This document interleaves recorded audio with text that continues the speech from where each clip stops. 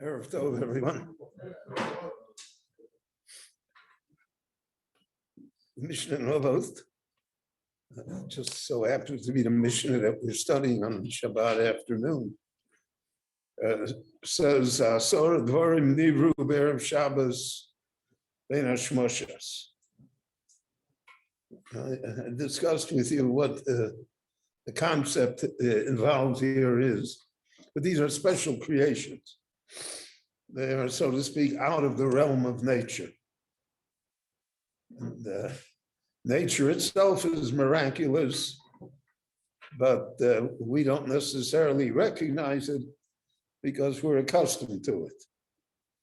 But there are things that occur that are only one-off or rarely occur or have a different significance. Those are things that we recognize as being miraculous. So one of the 10 things that's mentioned is Pi HaBe'er, the mouth of the well.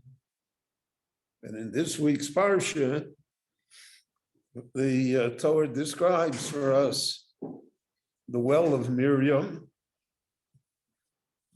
and that when Miriam Hanaviyah passed away, so then the well ceased.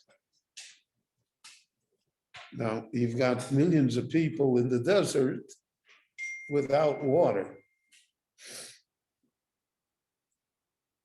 People can go for a long time without food, but they cannot go for a long time without water. Water is the basic ingredient of life, so to speak.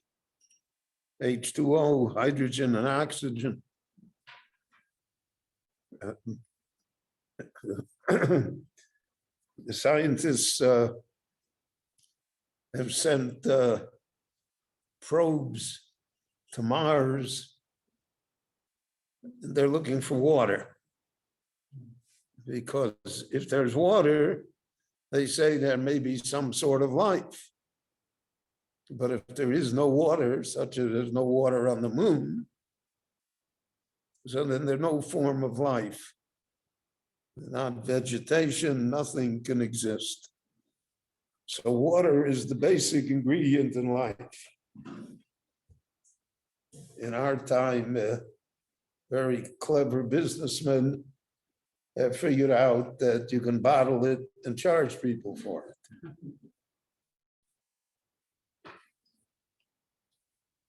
But there's no question that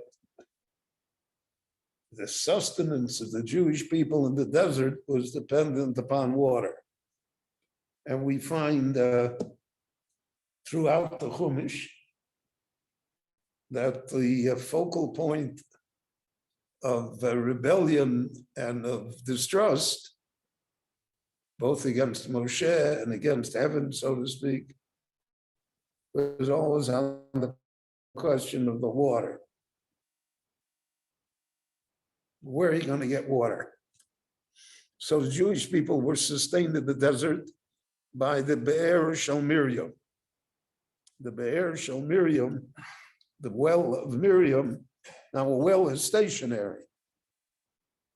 A well exists where it exists because somehow it is connected to underground water or to a spring,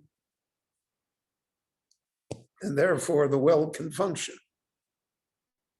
But you cannot put a well in the middle of the desert and expect that you're going to find water. So that was the miracle. That was the exception to nature. That was the Pi HaBe'er, according to most Meforshim. That Pi HaBe'er, the mouth of the well, refers to the well of Miriam. Chazal say that you see that Yaakov Avinu met Rachel at the well. Moshe Rabbeinu met Zipporah at the well.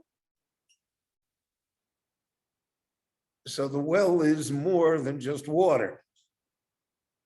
The well is the symbol of God's relationship, his never-ending care and sustenance for human beings.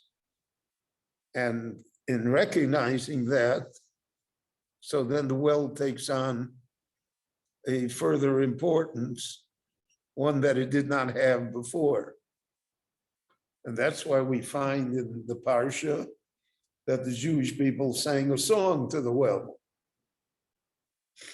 Oz Yoshir Yisrael es Ashira Hazos Lemor. Ali Be'er Enulo. Let us sing a song to the well of water, because the well of water is our sustenance. And the well of water is the connection to the Ribono Shalom. And therefore we find in halacha, and we find in practicality and nature, that water is a cleansing agent. So we all wash ourselves in water. The special brachas were made to wash our hands before we eat or after we perform our natural functions. The water is the great symbol of everything. And therefore, that's why they sang a song to it.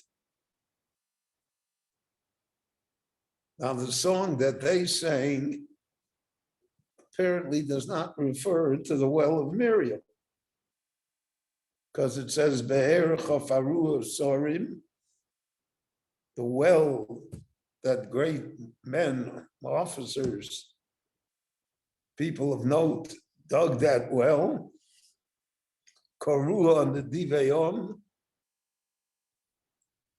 the volunteers amongst the Jewish people are the ones that dug it out and expanded it. So what kind of well are we talking about? If we're talking about the well of Miriam, that was a miraculous well that traveled with them throughout the desert. It had no human contribution, so to speak. And that was in the schus, because Miriam saved Moshe Rabbeinu, and in the schus that because of her, Moshe Rabbeinu was conceived.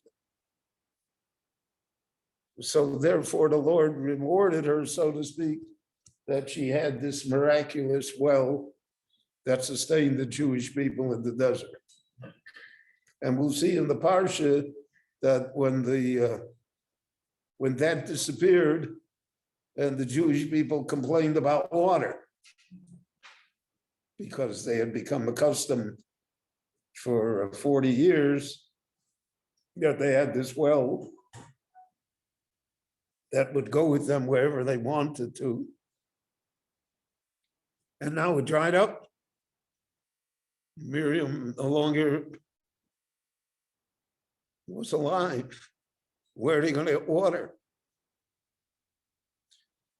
And Moshe, therefore, has the incident with the rock, which is another miracle. So Chazal said, you have to realize that water is the miracle. That's the miracle. And that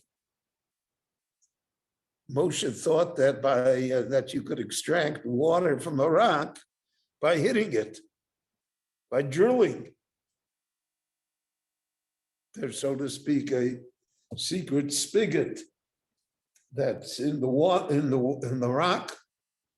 And if you hit it just right, it turns on the faucet. Then you have water. And therefore, in a most sophisticated way, many Mepharshim say that was the sin of Moshe. That the water was not dependent on the rock, upon any of that. God told him to speak to the rock. Water is the miracle. No, Yan lo emantem bi lahagdisheni. You couldn't taught the Jewish people that lesson. So the Jewish people now think that water is because of Moshe's staff, or it's because of Moshe Rabbeinu himself, or that there's a secret valve and it's a special rock.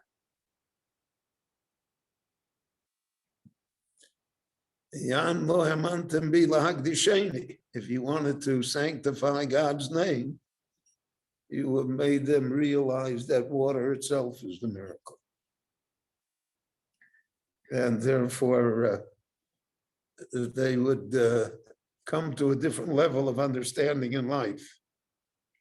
So it's interesting, the bracha that we make on water is the all-purpose bracha, shakol niyeh b'dvaro. That bracha says it all. Everything is as God said it would be, or it should be, or it will be.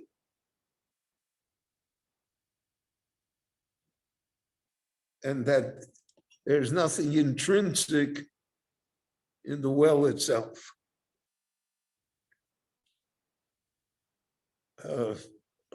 Chazal will say regarding the well of Avromovinu, so it was called Be'er Sheva.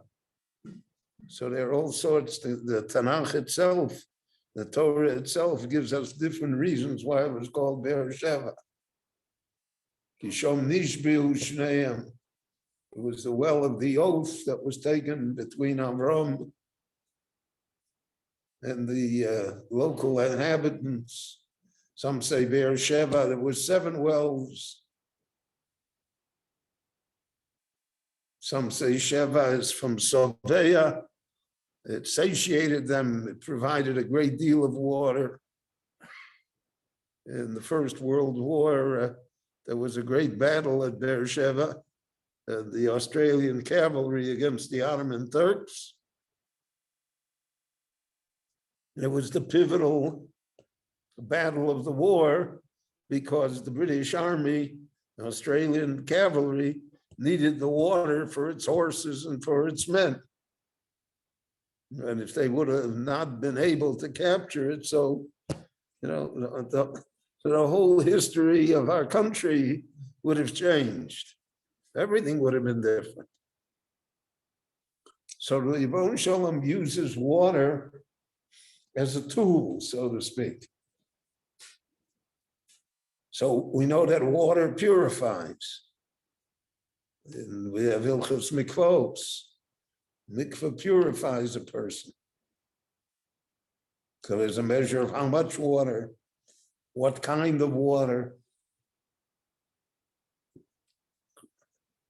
All different halachas regarding water. So the Torah wanted to emphasize all of this to us. And therefore, that was the Pi Abe'er, the mouth of the well that was created miraculously, Erev Shabbos, Bein HaShmoshos, is water. And from water, we learn how Kaviochel, the Rabboni Shalom, orders natural things in our world. Chazal, however, took it to a different level, and they said, Ein Mayim Ela Torah. Water itself is only symbolic. It's the symbol of Torah. So the phrase in Tanakh regarding, for instance, Elisha, who was the student of Eliyahu, so it says, Asher Yotzak Mayim, that he drew water.